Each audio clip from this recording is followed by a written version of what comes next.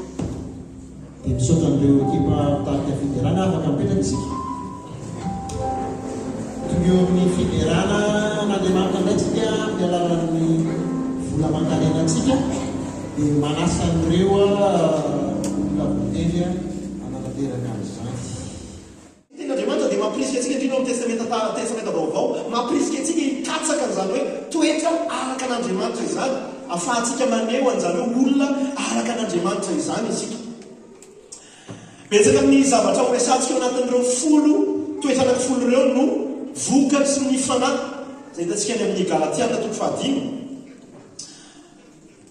Tsy haiko nahazo isika ilay hoe vokatry ny fanahy, ilay hoe vokatra dia tsy tanjona hiazakazana fa zavatra mivoaka avy ao amin'izay hoe fahafenon'ny fanahy masina eo amin'ny fiainantsika izay. Ny olona iray rehefa fenon'ny fanahy masina dia mivoaka ho azy ireo vokatra ireo. Tsisy olona miezaka raha tena izy tsy miezaka ny amokatra manga ny hazona manga fa noho ny condition rehetrarehetra ampy ny fahampin'ny rano sy ny sisa dia rehefa ampy ny condition amin'ny fiainam-panahintsika indrindra fa eo amin'io Efesiana 5 dia rehefa afenon'ny fanany anisan'ny tena resahany ao dia mivoaka ho azy ilay toetra ilay zay anisan'ny resahantsika androany izany mamokatra ho azy isika.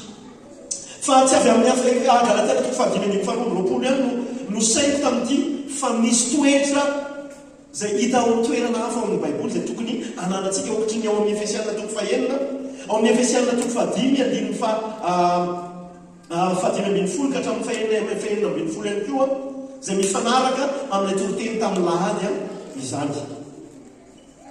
Dia ity toriteny androany sy ny amin'ny herin'ity dia efa fampidirana sahady ihany koa ny amin'ny fampianarana mitoy voalohany iarahantsika mijery anatin'ity taona 2025 ity zay mitondra ny lohateny hoe folo sy folo. Ahoana hoe folo sy folo na hoe fahalalana folo mikasika aloha hevitra folo samy hafa hanavao ny fisainantsika sy ny fiainantsika miaraka amin'Andriamanitra. Zay ilay folo sy folo dia izany hoe tsy manomboka amin'ny alahady ho avy zao fa toy any androany amin'ny alahady ho avy zao fa amin'ny alahady manaraka an'izay amin'ny alahady farany volana janoary na malatsy diso ato izay no anomboantsika nio fampianarana folo sy folo io izany. Ny telo voalohany ao anatin'izay toetra folo zay rahantsika mijery anatin'ny roa herinandro izay dia resahany koa leo amin'ny Korintiana voalohany 7:7-7:7. Lantsika tsy nijery io satria novoizina be. Ary ankehitriny dia ireto telo ireto no mitoetra: ny finoana, ny fanantenana, ny fitiavana. Fa ny fitiavana no lehibe indrindra. Tenin'Andriamanitra mialohan'ny mahateny fampiasan'ny mpanao politika azy, ary tena tsy tokony ho diso anjara amin'izany isika tsiraray avy satria nahoana fireana ara-politika misy aminao dia tenin'Andriamanitra foana fa tsy hoe salatrian'izany ho ankalatsika ilay izy salatrian'izany. Ao amin'io 7:12 dia miresaka zavatra telo i Paoly. Raha tena izy tsy zavatra fa fanomezam-pahasoavana anankitelo mihitsy. Dia inona? Ny faminaniana, ny fahalalana ary ihany koa ny fiteny tsy fantatra. Zay inoko fa ireo zavatra anankitelo fanomezam-pahasoavana anankitelo ireo dia tena nitobaka tao amin'ny fiangonana tao Korinto. Ary ny fiangonana Korintiana dia tena notahian'Andriamanitra, fa notahian'Andriamanitra tsy nahay nampiasa araka ny tokony izy anao fanomezam-pahasoavana. Dia nisy fanararotana tamin'ny lafiny maro samihafa tao amin'io fiangonana io. Fa ho anahako ny mitondra fampahirezana ho anahako dia hoe fiangonan'Andriamanitra foana io, ary rehefa fiangonan'Andriamanitra tena hoe Andriamanitra nanangana azy dia tsy avelany andeha fotsiny amin'izao ilay fiangonana fa atsangany andefasany ny teniny ary andefasany fo ihany koa ny fiangonana hamany. Araka an'izay aretaka tsika ny ao amin'ny Korintiana faharoa fa tena namaly ny fananaran'ny Paoly ny Korintiana araka ny tokony ho izy izany. Ary isan'ny tanjon'ny Paoly ny hanome lanja ny fo manosika na hoe ny motivation mihoatra noho ny etalazon'ilay fanomezam-pahasoavana fotsiny. Zany hoe ny fiangonana tao Korinto zany tena notahina be tamin'ny fanomezam-pahasoavana dia betsaka kokoa ilay etalazy noho ilay fo manosika ilay motivation ny amin'ny antony ampiasana ilay fanomezam-pahasoavana. Nahatonga ny Paoly ny laza fa hoe misy misy ny faminaniana, misy ny fahalalana sorana an'Andriamanitra manana zany nareo, misy ny fitenenana amin'ny teny tsy fantatra. Fa ankehitriny kosa ozy izy dia ireto telo reto no mitoetra. Te hanova ny motivation amin'ny Korintiana izy hoe le izy ny ka tsy fampisehoana fotsiny fa ireto telo reto no mitoetra. Dia ireo zavatra anankitelo ireo ny anisan'ny voalohany tena tia mpiarahantsika amin'ny tompo ao amin'Andriamanitra. Toetra tokony hiarahantsika amin'ny tompo ao anatin'ny izany rehetrarehetra zany. Raha tena izy misy anatin'ireo ilay anatin'ilay hoe vokatry ny fanazy tokony hivoaka ho azy fa ny ten'Andriamanitra ihany koa ny amin'ny pasazy sasany mampirisika antsika hitady an'ireo zavatra ireo izany. Izany hoe tokony hiapetraka tsika ho manan-danja eo amin'ny fiainantsika ireto. Ny voalohany amin'izany dia ninona? Navadiko le izy natomboko amin'ny fitiavana. Ny fitiavana. Ary ny teny izay nakanan'io teny fototra hitantsika amin'ilay fitiavana io dia ny fantatsika rehetrarehetra hoe agape. Izany hoe tsy filia tsy eros fa agape. Inona moa ilay hoe agape? Inona ilay fitiavana resahan'ny soratra masina eto? Ilay nitiavan'Andriamanitra ny olombelona mihitsy sy ny tokony ny fitiavana setry ny olombelona amin'Andriamanitra. Araka ny Jaona voalohany toko 7 andininy 10 sy ny 11. Donc mba hojerentsika ny Jaona voalohany toko 7 andininy 10 ka hatramin'ny 11. Izao ny fitiavana moa izy. Tsy ny nitiavantsika n'Andriamanitra satria ny fitiavantsika n'Andriamanitra mbola conditionnel namtaha ianao raha ataonao metimety ny fiainana raha zao raha manaly vavaka ianao indraindray ohatr'izay condition atsika ary tsy tanteraka ihany koa ny fitiavantsika fa ny nitiavana atsika inona ny nitiavana atsika ohatra ny ahoana ny nasehoany tao anatin'izay fa tian'Andriamanitra loatra zao tontolo izao dia nomeny nisy action tao nanome Andriamanitra nomeny ny zanalahy tokana. Ny tiavana antsika ozy izy ka ny rano io mitovy amin'ilay Jaona toko 7 mihitsy ka ny rano ny zanany ho avitra ny fahotantsika ny 1 ry malala raha izany no nitiavan'Andriamanitra atsika dia mba tokony hifankatikoa kosa isika. Zany hoe ilay fitiavana resahan'ny Paoly eto ilay mitoetra tokony hitoetra ankehitriny dia ilay nitiavan'Andriamanitra ny olombelona ary ny tokony hifankatiavantsika ihany koa setran'izay. Dia izy tsy sentiment, tsy sensation, tsy fahatsapana fa tena fanapahan-kevitra ilay izy. Andriamanitra nanapa-kevitra ity atsika. Dia tahaka an'izany ihany koa isika manapa-kevitra ity an'Andriamanitra voalohany indrindra fa ity ny hafa ihany koa ao anatin'izay rehetrarehetra izay. Misy fahafoizan'ny tena ao, misy action ao.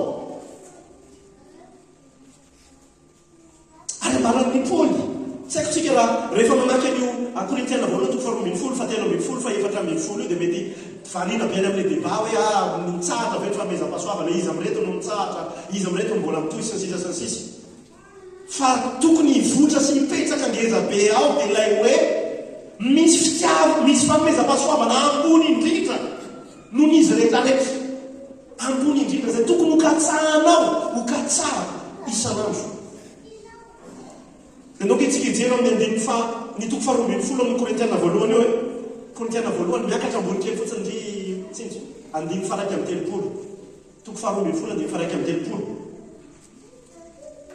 nefa maniry fatratra ny fanomezam-pahasoavana lehibe indrindra jereo tadidro tsara io lehibe indrindra io fa mbola mivena izy amin'ny antiko fahatelo ambin'ny folo andiny fahatelo ambin'ny folo ny fitiavana no lehibe indrindra amin'ireo arivo izay lalana tsara indrindra no atoloko anareo dia manomboka miditra amin'izay izy miresaka n'ilay fanomezam-pahasoavana lehibe indrindra raha lasy anabavy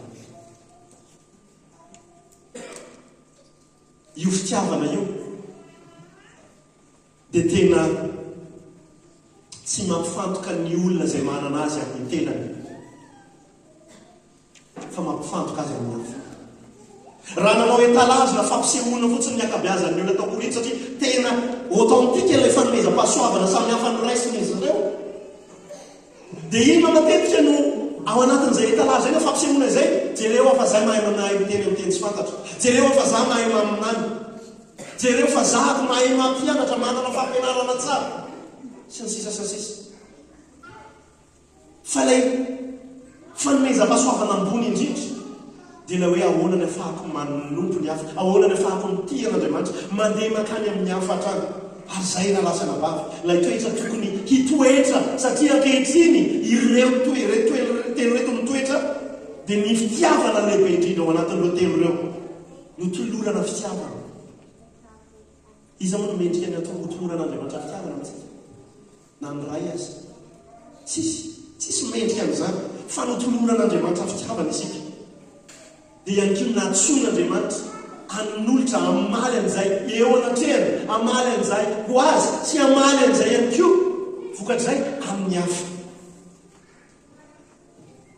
vitsy ny lina amin'ity fanomezam-pahasoavana anankiray ity hoe tena hikatsaka an'izany ao amin'ny fiainana manokana eny amin'izao fotoana izao ihany koa efa manomboka vitsy ny olona linany amin'ny fanomezam-pahasoavana amin'ny ankapobeny mihitsy satria no ny fanararaotana samihafa kanefa ny fanararaotana tsy midika hoe tsy valide sy tsy authentique tsy misy ny fanomezam-pahasoavana fa misy fa ny fampiasana azy araka tokony misy no tokony hojerena sy anarana ao anatin'izay rehetrarehetra zay fa mbola afrikany andeha isika fiangonana hikatsaka amin'izany agabe fitiavana izany anatin'ity toan'ity toetra hipetraka ao anatin'tsika ao hitombotsika izany ary tamaly ny resaka tamin'ny ampitary teteto anivon'ny fiangonana tamin'ny fanomanana ny taona rehetrarehetra dia ny resaka ny amin'ny fanambarana vinana ny vision statement antsika fiangonana eto Tanasity Faralaza hoe manomboka izao isika dia miorona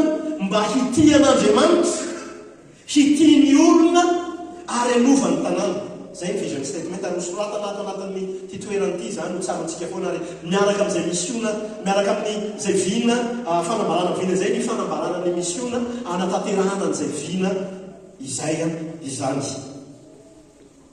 isika dia miorona mba hitian'Andriamanitra hitia ny olona ary anovany tanàna ny alalan'izay fitiavana zay tena fanambarana feno fahasahina zany fanambarana vina izany ka tokony raisika mpahamatorana hoe rehefa mieritreritritsika ny Tanasity teto Faralaza dia izay hoe ahoana ny afahantsika mitia an'Andriamanitra ahoana ny afahantsika mitia ny olona ary ahoana ny afahantsika misy fetraikany eto amin'izao tanàna nametrahan'Andriamanitra antsika izao ary antena izy tokony vokatra mandeha ho azy izay le hoe manova ny tanàna izay noho ny amin'izay fitiavantsika an'Andriamanitra sy fitiavantsika ny olona izay rehefa mijeyntsika ny tsy namoana azy izy rehefa mijeyntsika reo anankitelo izay voalaza hoe ankehitriny no mitoetra ireo dia azafady reo anankiroa reo dia tena hoe tokony ny anankiroa le hoe ity an'Andriamanitra sy azafady ity ny olombelona sy ity ny olona sy anova ny tanàna dia tokony ho zavatra mikorina avy any amin'ilay fitiavantsika an'Andriamanitra izay zavatra anankiroa izay ary ny fitiavantsika an'Andriamanitra dia mandrava ny fitsopokony zavatra tena mampalahelo hoe anivon'ny fiangonana tsika moa indraindray hoe zany efa misy foana fa mandeha ny fitokotokona maro samihafa mandeha ny fifosana maro samihafa tsy araka an'Andriamanitra dia lasa misy fitokotokona samihafa dia lasa manimba ny endrik'ilay vokatra tokony ho hita lay fitiavana ny olona, lay fitiavana an'Andriamanitra. Tsika samy miamby-dory za ty an'Andriamanitra, za ty an'Andriamanitra. Nefa makala ny lalantsika, makala ny rahavavintsika isika, mifankala isika, tsy mifampiarabana. Ary samihafa raha misy rehefa indao nitsakantsika hiaraka hifampiaraba dia misy atokony ny avetsy tsy mandeha makery ary ny atokony avery tsy mandeha makitsy, satria manana olana amin'ray ihany. Aoka hitombo amin'ny fitiavana na lasa ny avy. Amen. Amen ve?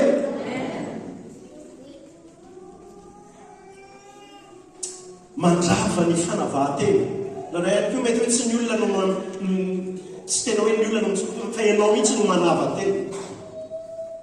Rehefa tena tia ianao, tia an'Andriamanitra, dia tokony ho tia ny hafa ihany koa. Dia raha zany zavatra rehetrarehetra zany. Ary tsy ny mifankahazo amintsika ihany no tokony hanehoantsika an'izany fitiavana izany.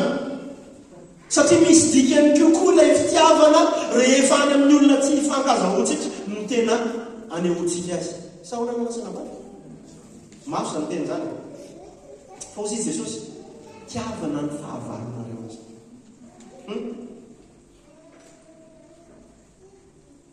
Ary hozy izy Jesosy ihany koa hoe raha ny efa miarabanareo ihany no arabainareo.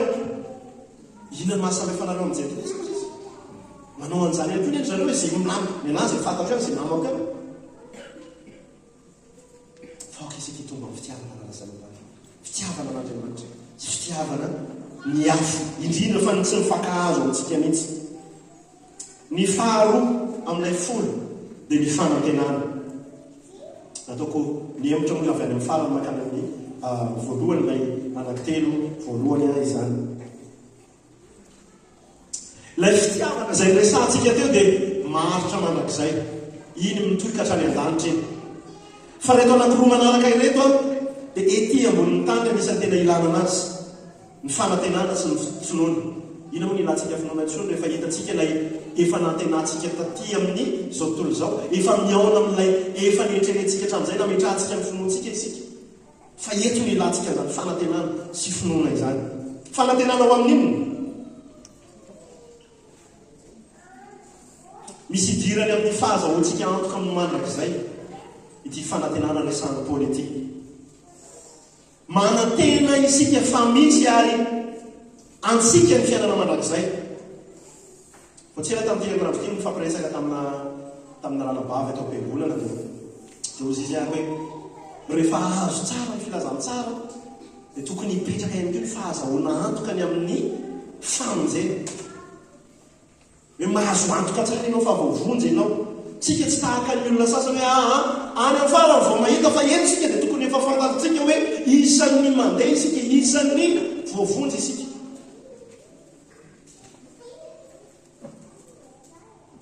Manantena isika fa misy ny fiainana mandrakizay, ary antsika ny fiainana mandrakizay conditionnel rehefa le izy raha ao amin'ny Kristy isika.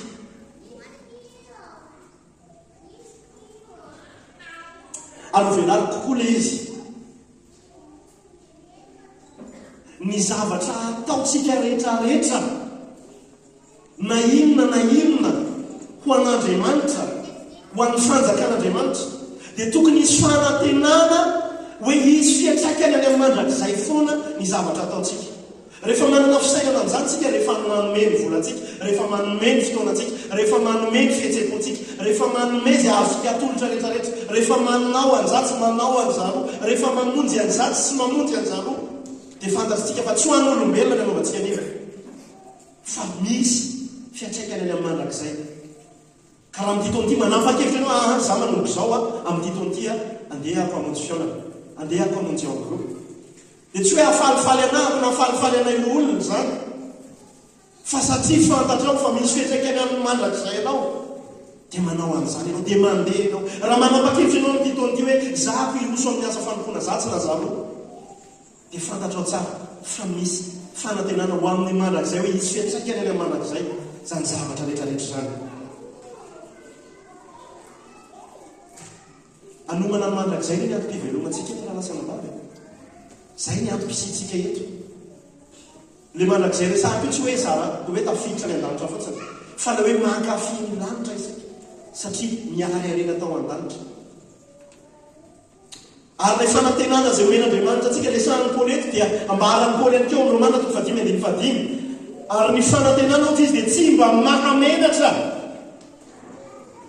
Satria ny fitiavan'Andriamanitra dia nampidinina ho ao am-pontsika tamin'ny alalan'ny fanahy masina izay nomena antsika. Tsy mahamenatra, afaka ny manantena tsara mihitsy isika. Ao amin'Andriamanitra no amin'izany. Fa tiako ihany koa velarina izay resaka fanantenana izay. Hoe fanantenana tokony aina toetrananantsika ny manana an'izay fanantenana izay olon'ny fanantenana isika. Tsy olona marikivylava ohatry natao batisa tanatin'ny voasary makinana. Fa olona feno fanantenana amin'ny fiainana noho ny amin'ny lay antenantsika.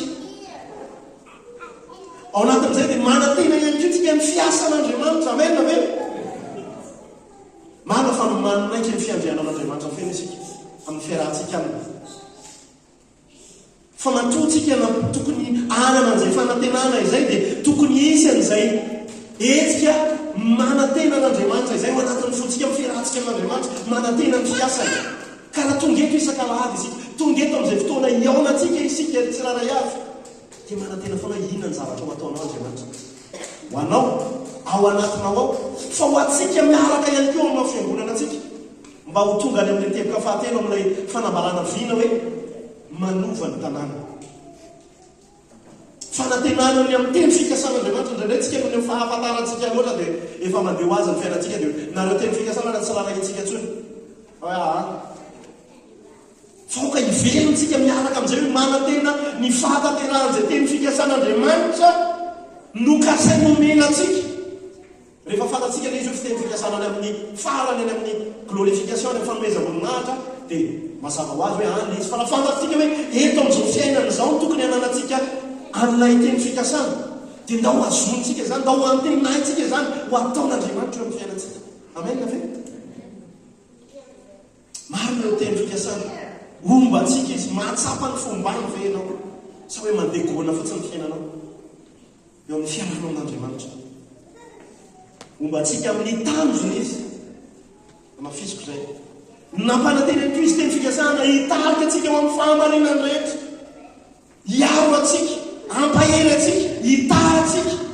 Nandray no nexé ataon'ny évangile de la prospérité dia lasa manana fomba fisainantsika hoe fa izaho manokana dia nino fa afaka ny amin'ny tara Andriamanitra an'izay olona tiany hanaovana an'izany, amin'ny fotoana izay tiany hanaovana an'izany.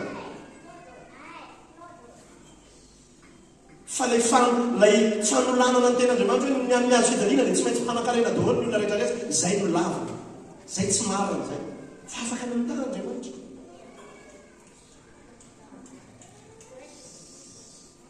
Dia manantenana ny fitahina amin'ny fiarahantsika aminy isika. Zao tontolo izao no amin'ny teny an'ilay hoe l'espoir fait vivre.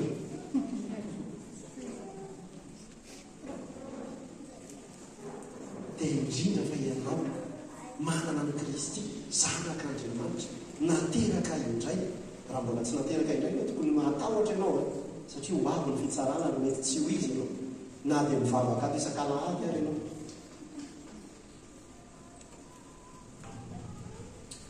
Kristy no any fanantenantsika amin'izao fiainana izao sy ilay ho avy. Manantena ny famonjeny ianao. Amen. Manantena ny famonjeny ny hafa ihany koa. Famonjeny ny hafa ihany koa amin'ny alalana izay zavy fa amin'ny alalana mihitsy. Ianao tena ataontsika eo anatreh'Andriamanitra hoe Andriamanitra zahako mba tena te hitarika olona ao amin'ny valanao, ao amin'ny fanjakanao. Tsy hoe zahako ho eto am-piangonana fotsiny ahako dia anao an'izay fombafomba fanao ny fiangonana fotsiny ahako sy ny sisa. Tsara izany rehetrarehetra izany. Fa nataon'Andriamanitra ho misionera ny mpino tsiraray avy, ho evanjelistra ny mpino tsiraray avy. Tsy mila mandeha makany amin'ny toeran-kafa. Eto dia fa afaka ny misionera ianao. Ao amin'ny toeram-piasanao dia afaka ny misionera ianao. Dia hoe manantena ny famonjena isan-kalahady. Apetrao ao anatinao Andriamanitra amin'ny alalan'ny tenao, amin'ny alalan'ny hira fiderana, amin'ny alalan'ny resadresaka ataonay. Dia enganenao hamonjy olo amin'ny alalan'ny sika tolotrao ny hafa, amin'ny fampandrosoana amin'ny dite sy kafe. engane ny olona anatona anao manantenany zany tokony hovavaka ho ataon'ny ostinitime tsiraray avy zany rehefa hiatrika ny fampiantranona isan-kalahady Andriamanitra mitsika tolotro fa tsy olona sanatriany zany natao batisa tanatin'ny voasaravankira tsisy fiainana tsisy fanantenana izay fanantenana inona ny fahatelo ny finoana. Ny finoana dia fahazona antoka miteraka fahasahiana ho amin'ny zavatra antenaina ao amin'Andriamanitra. Verbo indray, fahazahoana antoka miteraka fahasahiana ho amin'ny zavatra antenaintsika ao amin'Andriamanitra. Marany Hebreo zany toko faraka amin'ny folo amin'ny voalohany. Tsy misy toerana ho an'ny fanahiana fa fahatokiana feno ny fahafahamanao an'Andriamanitra. Zay ny olona toetra tokony hitombontsika anatin'ity taona 2025 ity zany ilay finoana, olon'ny finoana. Andriamanitra mametraka ny finoana ahafahantsika manatona anazy sy ny sisa fa ihany koa isika dia mila mamelona an'izay finoantsika izay amalitsika an'Andriamanitra amin'ny finoana. Dia olon'ny finoana isika mahatoky ny fahafahamanao an'Andriamanitra ho amin'ny fiainantsika izay ho lalovantsika anatin'ity taona ity. Fa indrindra ho amin'ny famonjenantsika. Ny zavatra rehefa mijentsika mandinika ny finoana io dia avy amin'Andriamanitra izy io. Fa ihany koa mbola ho an'Andriamanitra ihany koa ny finoana. Dia nao hikatsaka an'izany mahaolony ny finoana atsika tsiraray avy izany. Ary manana ny finoana io ihany no afaka hakasitrahan'Andriamanitra. Tsy misy azo tsika atao azahoana ino sitraka avy amin'Andriamanitra raha tsy amin'ny finoana.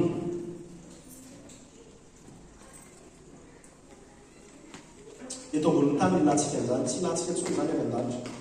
Efa hitatsika mifanatitavana Andriamanitra ny tena hoe no lalaina teto ambonin'ny tany nampianarana antsika itsika fa ny any azafady rehetra fa etosika mila an'izany finoana izany.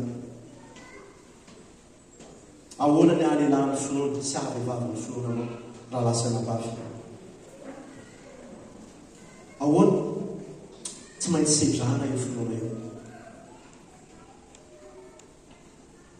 Tamin'ny 2012 angambany izay dia nanomboka efa simbasimba kely ilay alliance lay senior anazy moa very fa simbasimba ilay izy dia hoe andao angany dia mba hiezaka kely tsika dia anangonambona vola dia anao vala ilay alliance dia anamboarana alliance ndre dia noentinay tamin'ilay mpanao ina moa ty zao mpanefy noentina tamin'ny mpanefy dia noentina tany dia nosedray ahafantarana hoe volamena tokoa ve ty sa tsy volamena zay ianao voalohany eo zany zay surpris kely raha ohatra ka hoe satria olona tena hoe namanay no niantoka ny alliance anay tamin'ny mariage nay dia misaorana an'Andriamanitra fa tena pura or ny zavatra nataony fa rehefa sedrana ny volamena sasany satria misy volamena hafa ihany koa no entinay tany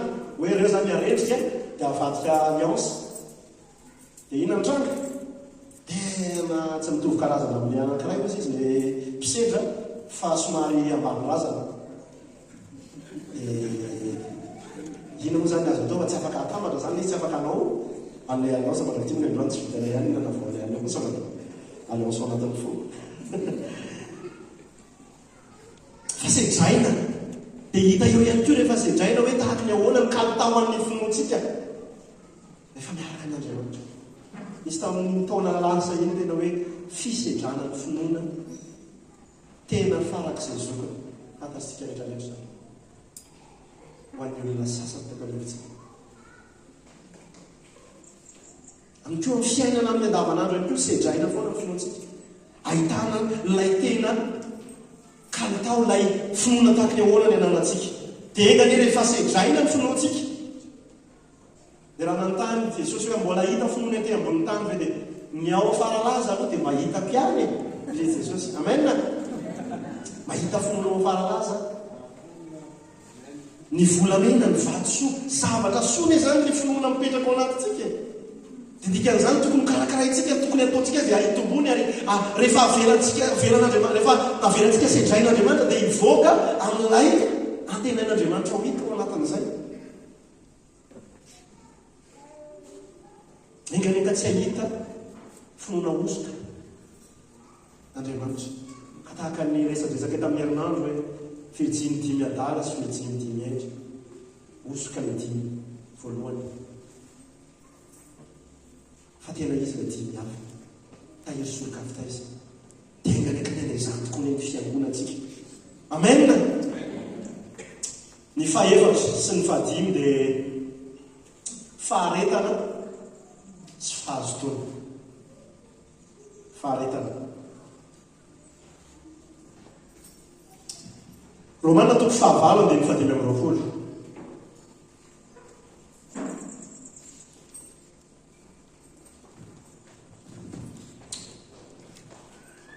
Raha faharamana tena izay tsy mbola hitatsika isika dia miandry amin'ny faharetana. 9:20. Ilay Jesosy tompony ny finoantsika sy mpanefa ny finoantsika mbola tsy hitatsika. Dia andrasantsika amin'ny faharetana mbola miverina tahaka ny Virginy 5 endry tahiry solokafita izy miandry ampaharetana. Ny fahatongavan'ilay mpampiakatra tsy zareo akory no ampiakarana fa zareo fille d'honneur ao anatin'ilay izy.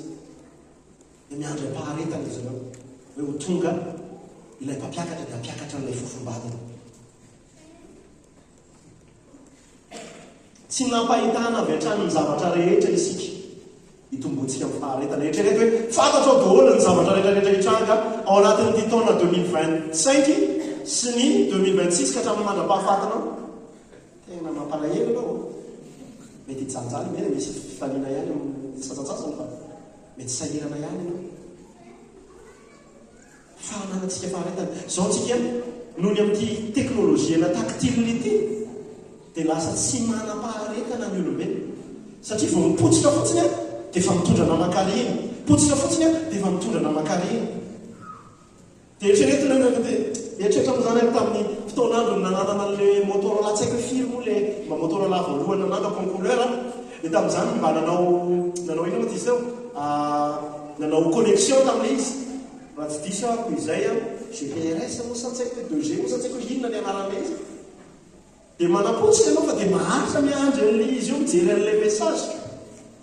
Fa amin'izao fotoan'izao vao manapoitra indray mandeha satria efa 5G 4G ka tsy mipoitra ilay izy. Inona indray ara ny olona ny Telma, inona indray ara ny olona ny Orange. Tokony mipotsitra dia tonga dia mandeha makary. Dia lasa sedraina bebe kokoa ny faharetantsika.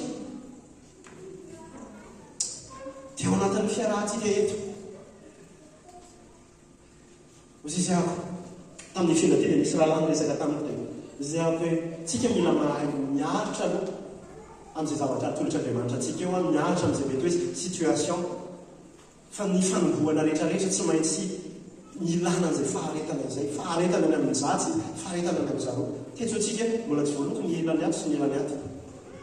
Maritsika aloha afalohany ananantsika ilay zavatra tena nieritreretina hoe ho idealy indrindra dia mila maharitra isika. Tsy manana n'ilay seza mbola tena nilaina dia nisy eo tamin'ny fotoanan'ny alahady voalohany hoe raha tsy isy aoko ilay mipetraka ny tanora. Mifetaka daholo manatan'ny faharetana daholo endrika ny faharetana izany. Ary tena toetra tokony hitombontsika. Indrindrandrindra manoloana ny raharahantsika sy ny ranabavintsika. Maharitra ve isika?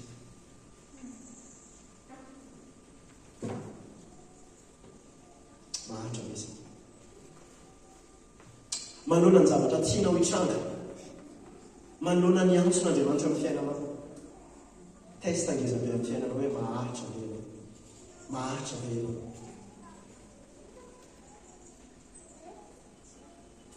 Tamin'ny fiainako tany amin'ny taona 2006 tanoany ako no nahazo fanomanina. Efa maty tamin'ny roa taona hoe Will Marezy tandrina nanokatra fiangonana maro be dia be tany amin'ny Afrika sy ihany koa tena docteur en théologie. Dia tamin'izay fotoan'izay tany amin'ny tany Moldava ako no resahany izay mety hoe antson'Andriamanitra ny amin'ny fiainako sy ny androantsy sisa. dia miseho ilay tsy faharetana hoe mety amin'ny heritaona zany dia efa tena mety efa tonga dia efa milamina ny zavatra rehetrarehetra fa tonga dia tanteraka daholo izy fa mbola tena naharizariza mitovy tsara mihitsy mbola nisedraina ny finoko nisedraina n'izany hoe tany mondava zahako ny mpandahatra ny seza ny fiangonana dadabe zahako ny mpitendry zahako ny mpitaty afidengana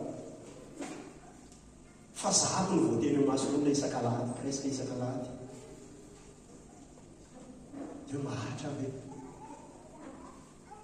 ny amin'ny fitenenana anako fataditiko tsara mihitsy tsy androko mihitsy ny atonga ny 2007 inona ny andehanany 2007 vita mibakako andeha hianatra tia taminariva dia hoe baibay mety efa tsy sedrana ntsony zany fo efa tanteraka amin'izay zany hoe eo fa hitarika sianao an'izao sy ny sisa ay milamina be tany amin'le fiangonana any andehana dia mbola tratra leo ampable maso amilay any voateny ray tao amin'ny palais de sport misy efa tantarako antsika ny sasany amintsika le mpandika teny miteny hoe misy an'le monisy conférence zay dia mauriciana le na dia le mpandika teny malagasy mazava ho azy dia le mauriciana ny teny hoe mba milalao piano ianao mandritra n'le fotoana dia ozy izy dia milalao azy zany mitendry piano io dia mandalo eo aminahako tsy miteny amin'ny micro le mauriciana fa miteny aminahako ohatr'izao hoe mba mitendry eo piano dia le mpandika teny ozy izy nareo ataony amin'ny micro tsara mihitsy orsé aza mitendry sy efa tsy afaka mifantoka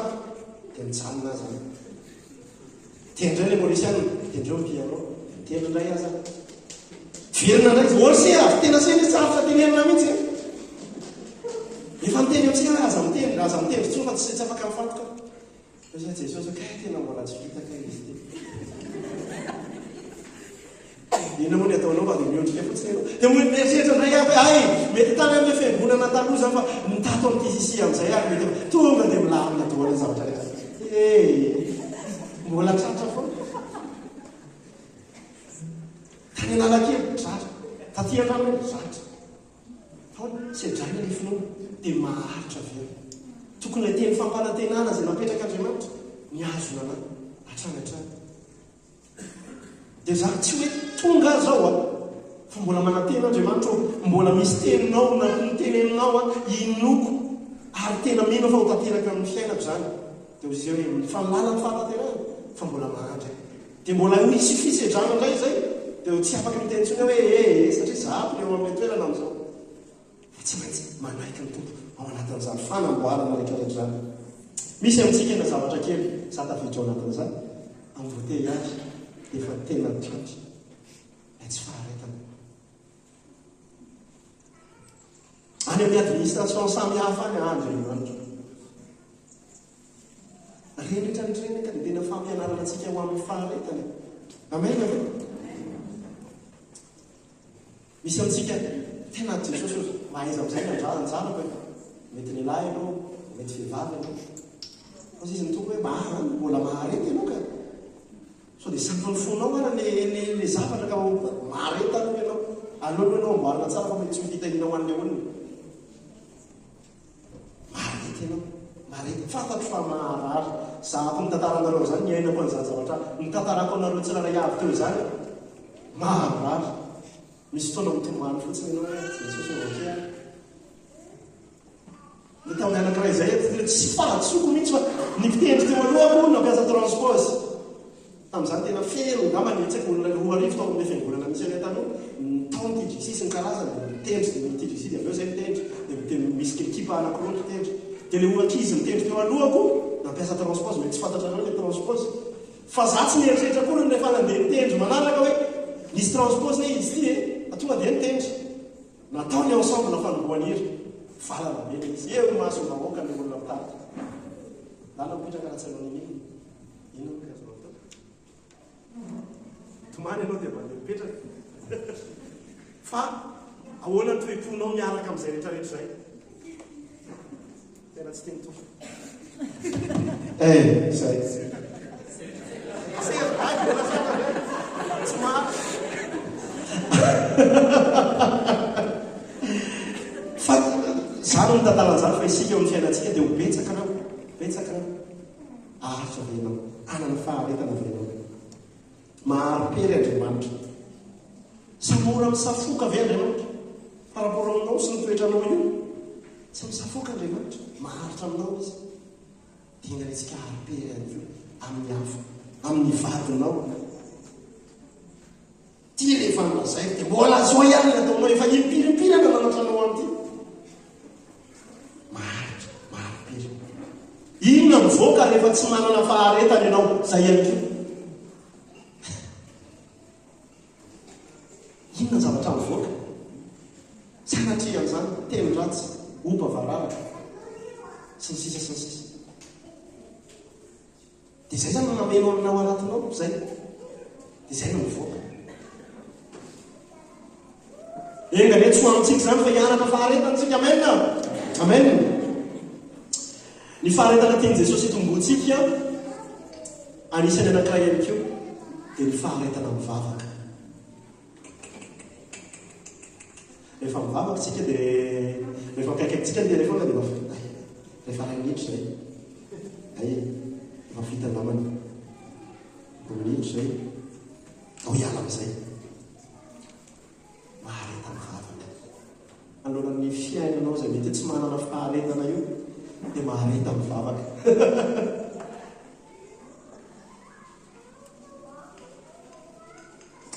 afirina ny faharetany vavaka ao dia nao hoe atombotsika bebe kokoa zany amen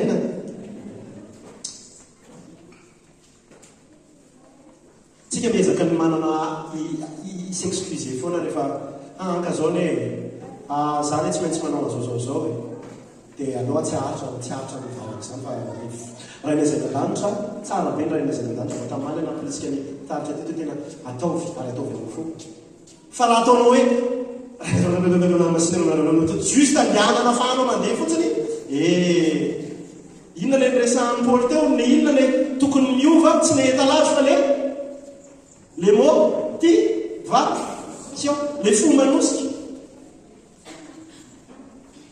dia tsy ataontsika ohatrany hoe patapolo akory ny ray nazay an-danitra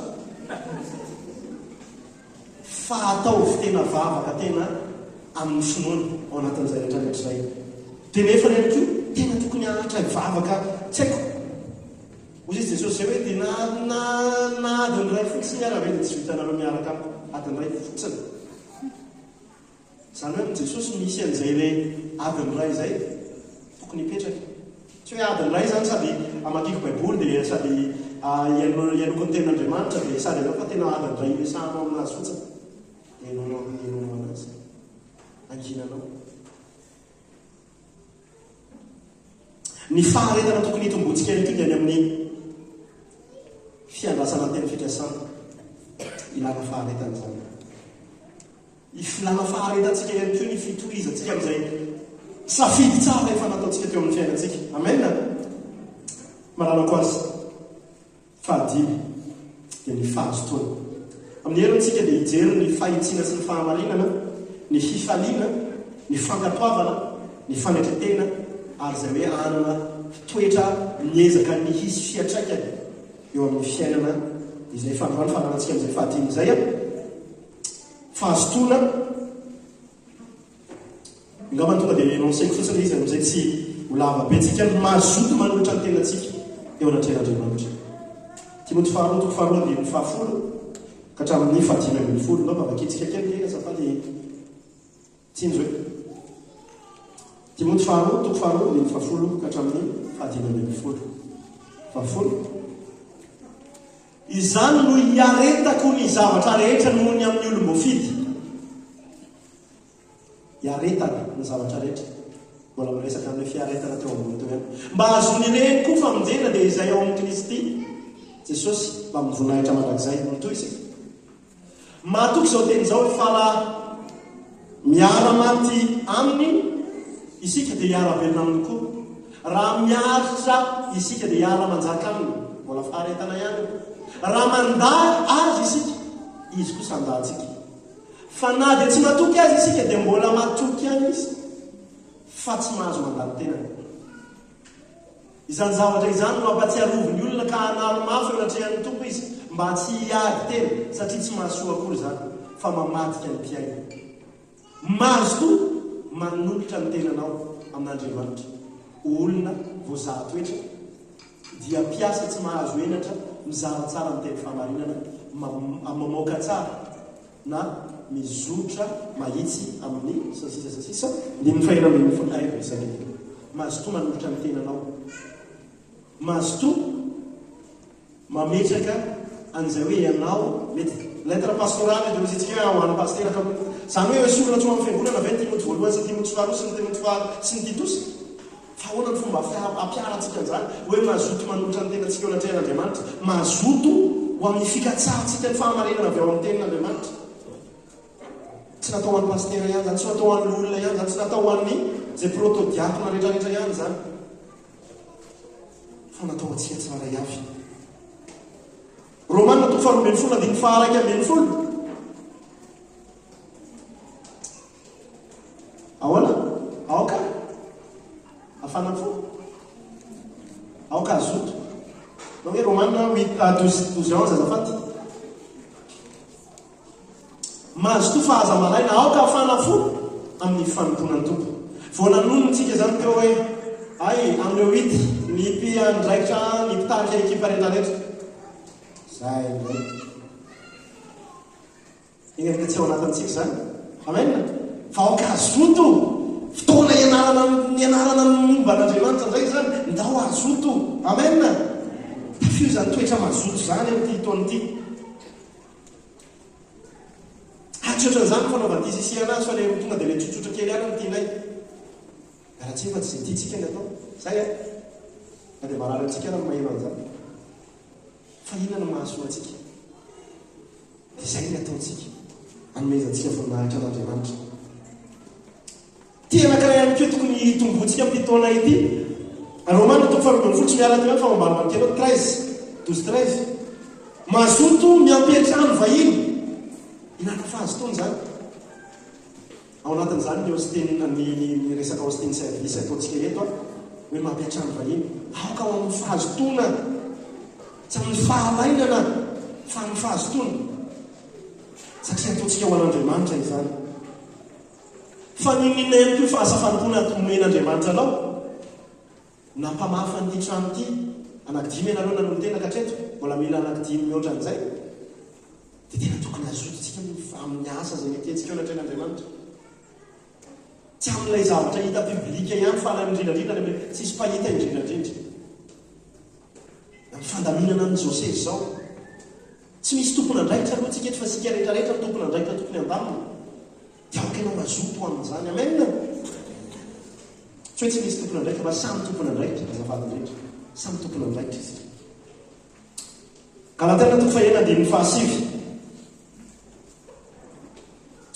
leo amin'ny misy zavatra maromaro amplesian'ny Paoly eo hoe tokony azototsika tokony azototsika tokony azototsika anisan'izany amin'ny Galatia 2:1-7 inao aoka zay nampianarana zay rehetra nampianarana ny tena aoka afo izavatsoa zay mampianatra ny tena sasisa andin'ny fahasivy amin'izay izy mbola tonga hoe azaketraka midika zay azaketraka zay mazoto amin'ny fanaovantsoa azaketraka amin'ny fanaovantsoa fa amin'ny fotoany hojinjaitsika raha tsy na ao amin'ny dikateny iombonana dia hoe raha tsy kivy isika zany hoe ilana an'izay fahazototsika izay ny fanaovantsoa rehetra zay tokony ataontsika amin'Andriamanitra isan'izany fampitombonao ny tenanao manokana hoe araka hitsangana isika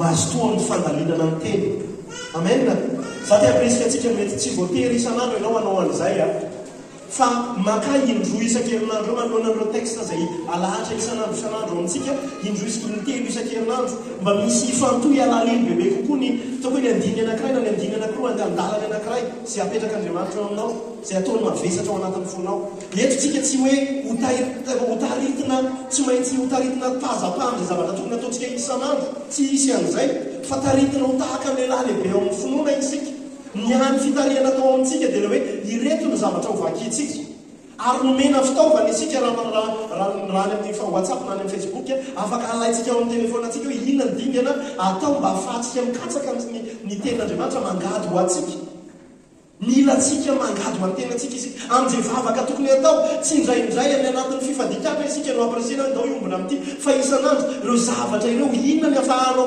mamadika an'ilay teny izay vakinao ho lasa vavaka fonana ho lasa vavaka fangatana eo anatrehan'Andriamanitra ho an'ny fiangonan'Andriamanitra. Nifandraisaka an'izany ako nisy taona anankiray niresaka ny amin'ny Salamo 7:20 hoe afaka avadika ho vavaka fonana ho vavaka fisaorana ho vavaka fangatana. Dia ahoana ny afahantsika manao an'izany? Zay ilay hoe mamoky ny tenantsika isika amin'izay fitariana azonay atao dia ataonay izany. Fanjakantsika ihany koa nefa no mamaly sara araka izay tokony atao manoloana an'izay rehetrarehetra izay. Amen ve? Dia hozy izy ary aza ketraka ny amin'ny fanaovan-tsoa, aza ketraka ny amin'ny famakiana ny ten'Andriamanitra, aza ketraka ny amin'ny fiaraha-bavaka isan-kalahady, aza ketraka ny amin'ny famakiana ny boky mahasoa hitombony, aza ketraka ny amin'ny miteny amin'ny tena koa fitaizana vatana, aza ketraka ny amin'ny fitoriana ny filazantsara amin'ny namanao. Mety efa miteny foana izy hoe za velao ambilamo aza aza kitikitena momba zany tsony fa efa fantatro zany fa aza ketraka manaova soa ihany, mitory ihany, mizara ihany, mangadio ny tenanao ihany. Eo iaraka hivavaka tsika manoloana an'izay toetra dimy arahantsika hitalohan'izay: fitiavana, ny fanantenana, ny finoana, ny faharetana, ny fahazotoana. Nao araka fotoana foitsika anginantsika dia antsika milentika any anatintsika ny zalazo zay misy soratana anao anankidimy dia masoraty kely ny fitiavana, ny finoana, ny fanantenana, ny faharetana, ny fahazotoana. Dia anao isaintsaina izantsika Andriamanitra ny tena anao zany milentika ny anaty kopie pakatoa kopie pakatoa.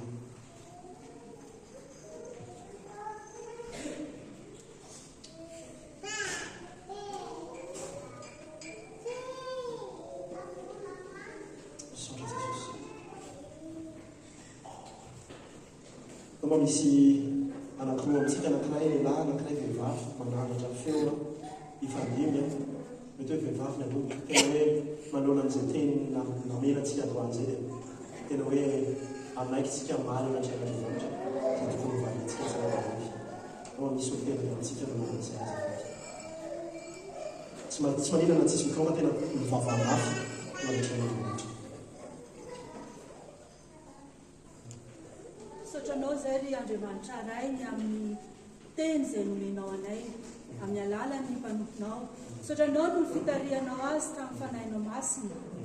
Mangataka aminao zay amin'izany fanahinao masina izany mba tena meno ny tsirairay avy ampitombo ny teny rehetrarehetra izay voarainay teto ka ho vokatry ny fanahy aty anatinay ny fitiavana, ny fanantenana, ny finoana, ny faharetana, ny fahazotoana.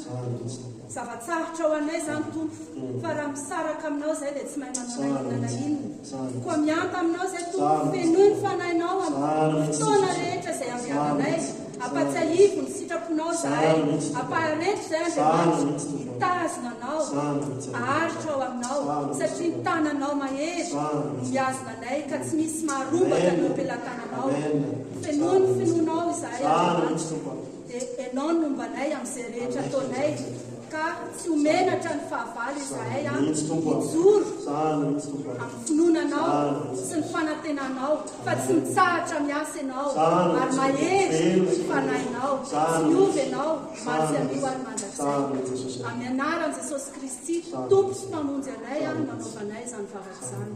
Amen. Sotranao zay ry Andriamanitra rehefa nomenao izany teny izany ka tena miasa tena anatin'ny fonay izany ataovy fiainana feno fankatoavana anao ny fiainanay Andriamanitra ataovy mafana ty amponay araka izany fitiavanao anay izany ny fitiavanay ny fiambonanao ny fitiavanay ny amembonahitra anao reny anao sitraponao reny asa ijoro izay mifaritra tsara mivazona anao amin'ny mangataka aminao zay anadio anay anala zay saka rehetra tsy mety anatinay ka afaka ijoro tokoa Sana mihitsy tompo. Ho famevoninahitra ny anarana teny. Sana mihitsy. Hiampio izay amin'ny fotoana rehetra. Sana mihitsy. Ampitomboy foana ny fitiavana. Amen. Amen. Eo raisitsika mitsodrano. Ary Andriamanitra ny fiadanana izay mitondra ny Jesosy tompontsika mpiandro ny lehibe hiala amina maty. Mitondra ny rano fanekena mandrakizay. Izy ane ahatanteraka anareo amin'ny asa tsara hanao ny sitrapony ka hiasa ao anatinareo izay ankasitrahana eo maso amin'ny alalan'i Jesosy Kristy ho azy any amin'ny voninahitra mandrakizay mandrakizay. Amen. Mitateraka amin'ny fiangonan'Andriamanitra tsirairay avy izany sodrano zany arianao tompo no ahatonga ny tsirairay avy ahefa atosy atateraka izay fikasana rehetra amin'ny famaliana ny teninao voninahitra tompo. Amen. Nao iresadresaka ary amin'ny Dibes Cafe izany.